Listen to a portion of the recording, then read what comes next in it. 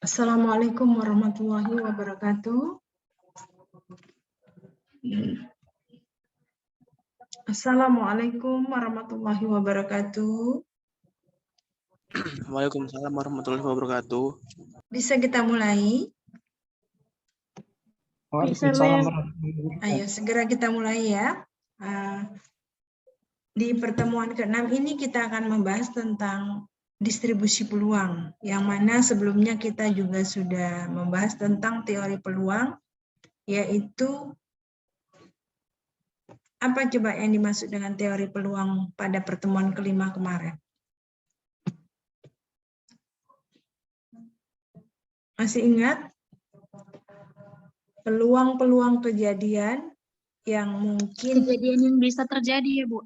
Iya. Kemungkinan terjadi. Yang kemungkinan bisa terjadi dan nilainya itu 1 ya. Nah, jadi ya, Bu. kemungkinan gagal dan sukses.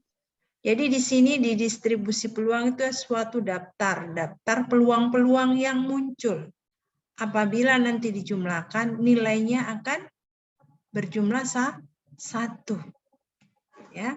Jadi Bu akan jelaskan sedikit saja karena mungkin kalian sebagian mau tarawih ya.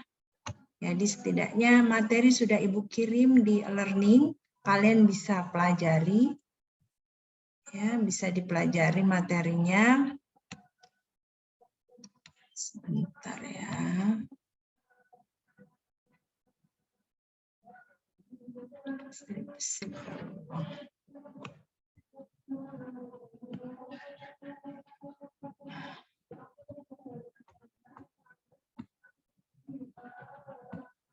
Oke.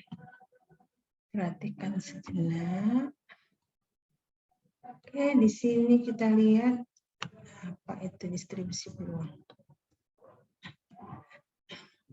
Jadi sebelum kita lanjutkan, distribusi peluang itu secara teori ya, secara teori itu adalah suatu kumpulan titik-titik ya, titik-titik yang tersusun yang mana nanti jumlahnya itu sama dengan peluang yaitu 1. Jadi titik-titik contoh di dalam ruang sampel dapat disajikan dalam bentuk numerik ataupun bilangan, yang mana kumpulan dari titik-titik tersebut dinamakan distribusi peluang.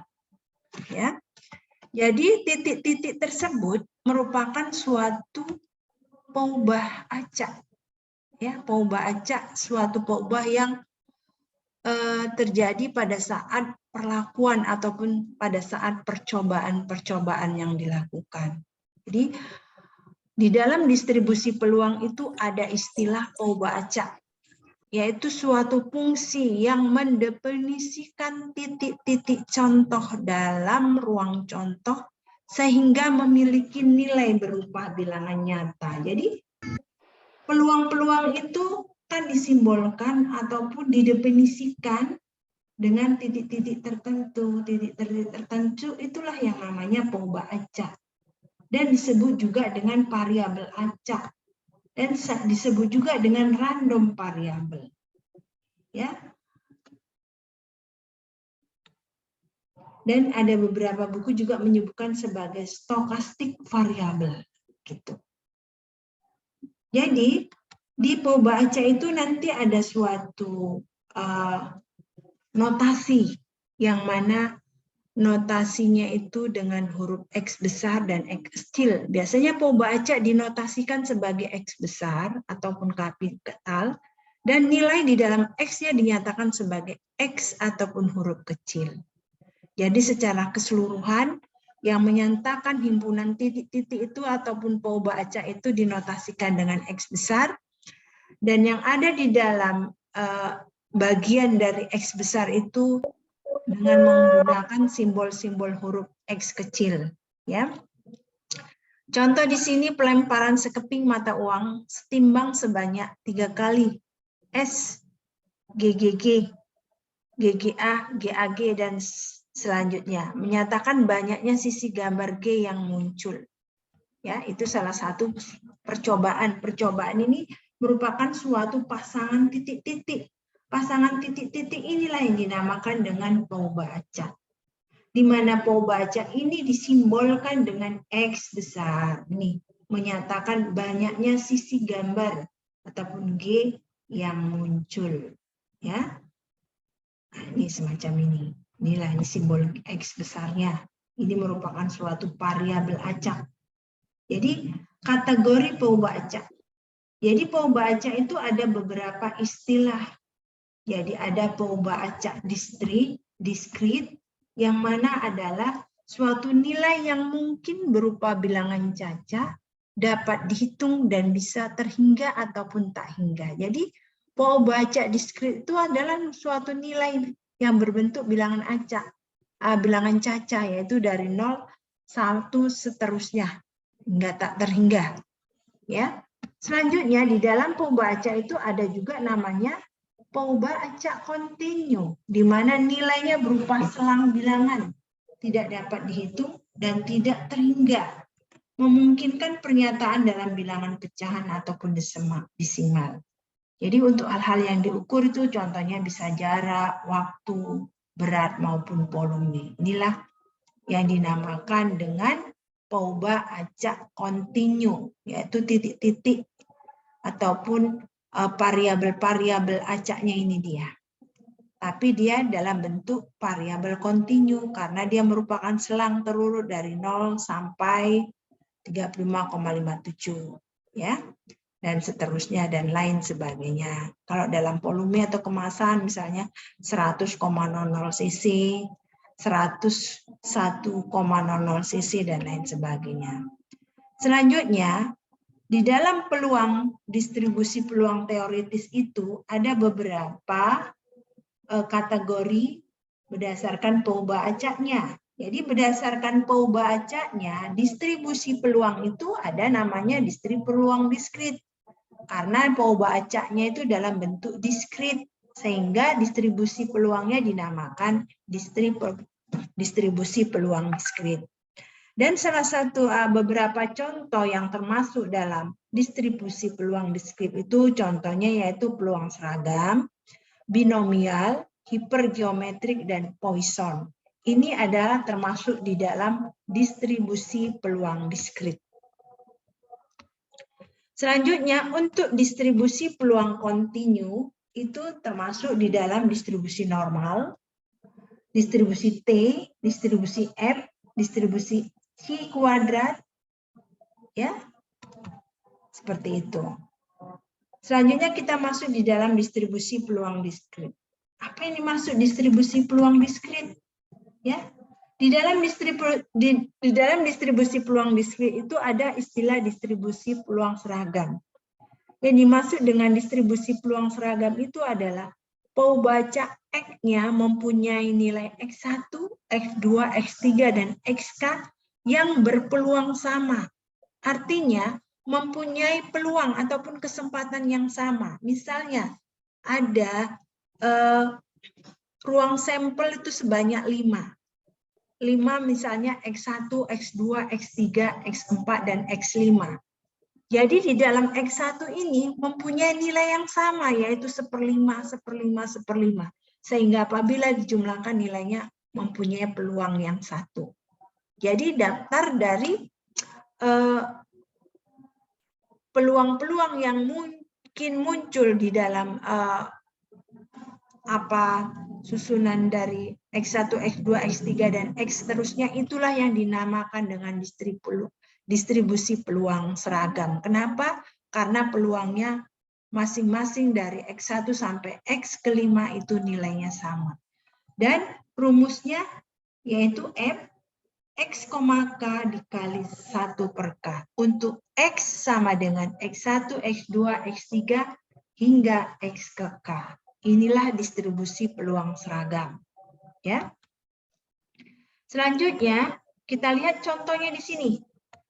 Jika Abi, Badu, dan Cici berpeluang sama, ya, mendapat beasiswa, maka distribusi peluang seragamnya adalah X, 3 kali 1/3. Kenapa? Ini ruang sampelnya adalah 3 ya. 3 titik ya. 1, 2, 3. Sehingga setiap X, setiap Abi setiap Badu dan setiap Cici yang disimbolkan dengan variabel X kecil itu mempunyai peluang sepertiga, sehingga X,3 dikali sepertiga. Untuk X sama dengan Abi, Badu, Cici. Jadi X ini adalah mewakili si Abi, Badu, dan Cici. Dan sama dengan 1,2,3. Dan ini dinomorin ya, sesuai dengan nomornya. Jadi secara umum nilai dapat dianggap sebagai kombinasi N kecil dari N besar. Kita lihat di sini.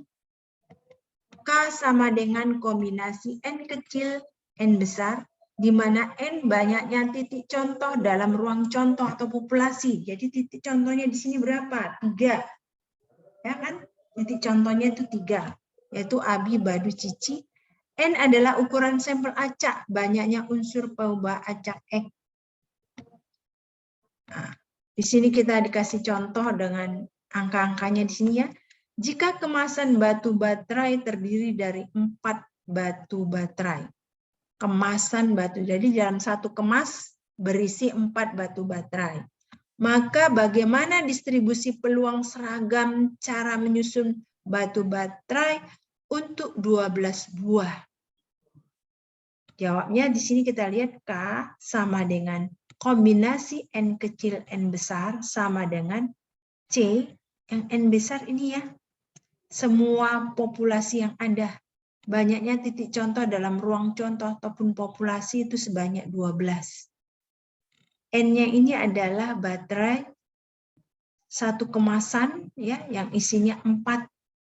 Sehingga kombinasi 4, 12 itu sama dengan 12 faktorial bagi 4 faktorial dikali 8 faktorial sama dengan 495. Sampai di sini ada yang mau ditanya atau sudah mengerti semuanya? Ada yang mau bertanya? Ada? Sudah paham semuanya? Sudah? Atau Ibu lanjut? Sudah paham semua cara mencarinya?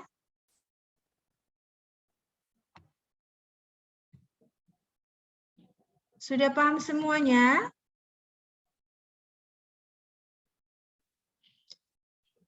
Baiklah, kalau begitu mungkin kalian sudah paham semua. Nah, nanti kalian ulangi dan baca masing-masing materi yang sudah Ibu berikan. Jadi apabila nanti kurang paham, kalian bisa bertanya ke Ibu. Ya. Jadi Ibu rasa di sini contoh-contohnya sangat gampang dan sangat jelas. Ya. Karena tidak ada respon, apa sudah paham semua ini tentang materi yang Ibu sajikan di sini? Sudah?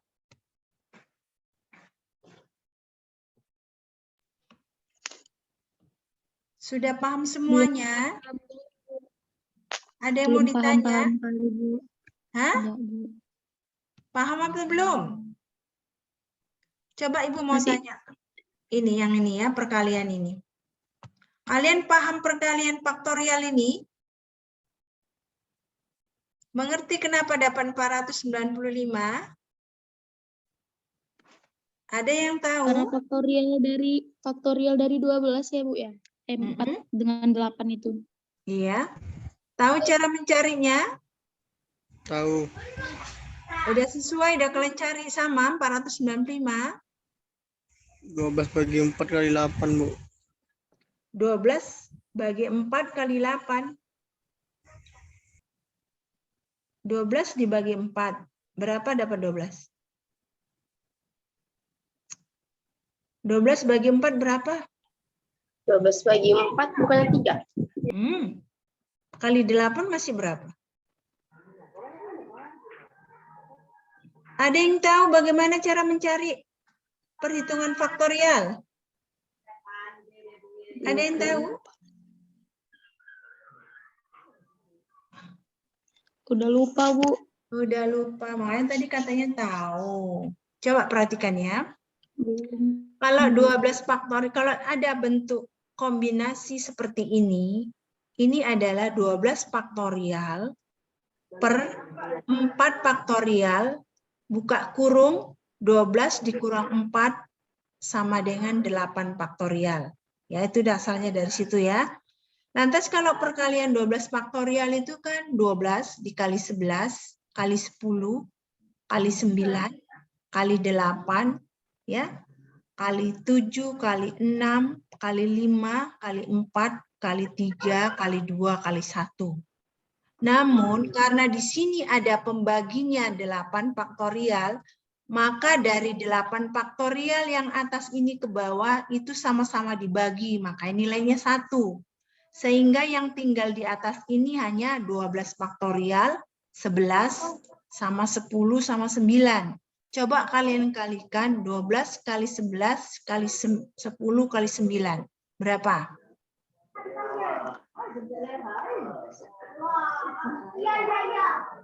Dapat berapa?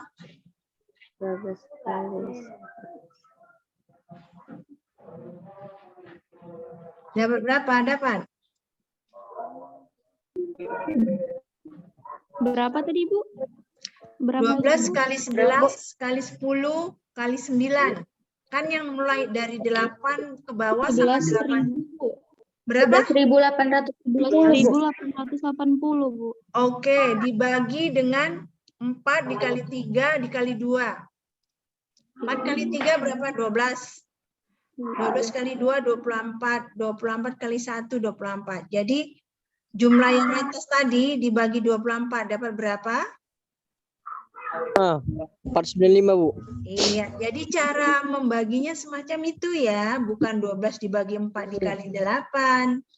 Jadi kalau perhitungan faktorial semacam itu. Jadi nanti kalian jumpai di setiap perhitungan di sini, nah, semacam ini semua menggunakan perkalian faktorial. Jadi yang kayak gini kalian faktorialkan dulu. 5 faktorial per 3 faktorial. 2 faktorial ini dari mana? Ini dari rumus kombinasi ya. Rumus kombinasi itu 5 dikurang 3 dapat 2. Jadi dikali 3 faktorial. 5 faktorial dibagi 3 faktorial kan tinggal hanya 5 sama 4. Jadi 20 dibagi 2. 10 ini dia 10. Ya. Selanjutnya dikali 5 pangkat 2 dibagi 6 pangkat 5 dapatnya 0,00321,5. Sehingga dikalikan mendapatlah di sini 0,03215. Begitu cara mencarinya ya. Jadi ini kalian pelajari dulu cara perkaliannya, ini kan sudah ada hasilnya. Jadi kalian coba kalau memang sama pada saat dikalikan berarti konsep kalian itu benar. Jadi apabila belum kalian ulang lagi, mungkin ada yang selisih atau silap diletak di mananya. Jadi cara mengalihkan faktorial semacam itu. Ya, jadi Bu rasa untuk pertemuan hari ini sampai di sini aja. Jadi kita tidak ada tugas. Tugasnya hanya menganalisis perhitungan yang sudah ada di contoh-contoh materi ini. Mudah-mudahan kalian ingat kembali kayak seperti ini ya, perpangkatan. Kalian coba kenapa bisa 6 pangkat 5 dari mana? Kalian ulang, kalian buka kembali catatan kalian di SMA. Ya, di SMA atau di yang mana. Oke, jadi bagi yang masih mau tarawih atau apa, silakan mungkin masih bisa. Ibu tutup sampai di sini. Bagi yang belum list absensi, segera list. Karena nanti Ibu akan tutup ya. 5 menit kemudian nanti Ibu tutup, jangan ngelis lagi. Ibu nggak akan bisa menginput lagi di portal karena nanti udah Ibu tutup. Ibu tutup. Assalamualaikum warahmatullahi wabarakatuh. Selamat malam semuanya. Malam, Bu. Iya, oke. Iya, Terima Bu. kasih. Baik, Bu.